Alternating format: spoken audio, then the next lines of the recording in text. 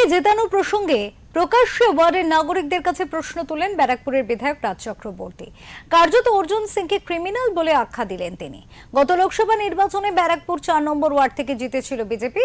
গতকাল সেই ওয়ার্ডে নাগরিক সভা করেন বিধায়ক রাজ চক্রবর্তী, আর সেখানে তিনি বলেন ৪ নম্বর ওয়ার্ডে বিজেপিকে জেতানো হয়েছে। বিজেপিকে জেতানো মানে অর্জুন সিংকে জেতানো, একজন ক্রিমিনালকে জেতানো। অর্জুন সিংকে জেতালে উন্নয়ন হবে না, চলবে বোম গুলি, আসবে বহিরাগতরা।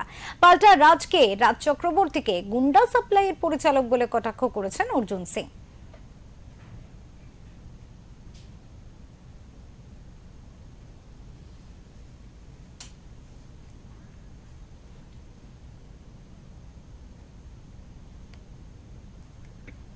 আনতে চান, যেটা উত্তমদা বলছিলেন যে আমরা এখন আর ক্রাইম ক্রিমিনাল এইসব কোনোকে অ্যালাউ করি না।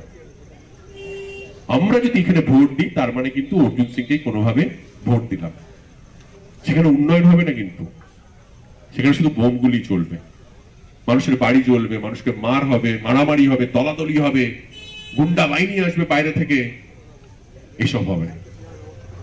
আপনারা কি করে আপনাদেরকে ভালো লাগবেন, আপনার পাশের বাড়িকে ভালো লাগবে, আপনার সোসাইটিকে ভালো লাগবে, আপনার ব্যারাকপুরকে ভালো লাগবে, আপনার ব্যারাকপুরের মাথা উঁচু করে রাখবে, এটা কিন্তু আপনি ঠিক করবেন, আমরা নয়। আমরা ম্যাক্সিমাম আপনার পাশে থাকতে পারি, আপনার কাজ করতে পারি, আপনার হয়ে লড়তে পারি। যদি আপনি আমাকে না চান, আপনারা যদি না চান, তাহলে তো আমরা করতে পারবো না। রাজ চক্রবর্তীর সঙ্গে যারা ঘুরে, আমার মনে আছে রাজ চক্রবর্তী ভাষণ দিচ্ছে কি গুন্ডা শেষ করব, গুন্ডামি করতে দেওয়া যাবে না। আর রেপিস্ট আরমান মন্ডল আর বোম ব্লাস্ট করা আরমান মন্ডল তার পিছনে দাঁড়িয়ে আছে। কালকে একটা দেখলাম একটা চ্যানেলে সিপিএম এর একজন নেতা বলছিল যে তৃণমূলের রাজ চক্রবর্তী নামে শুধু ফিল্ম প্রডিউসার, ওই এখন গুন্ডা প্রডিউসার হয়ে গেছে।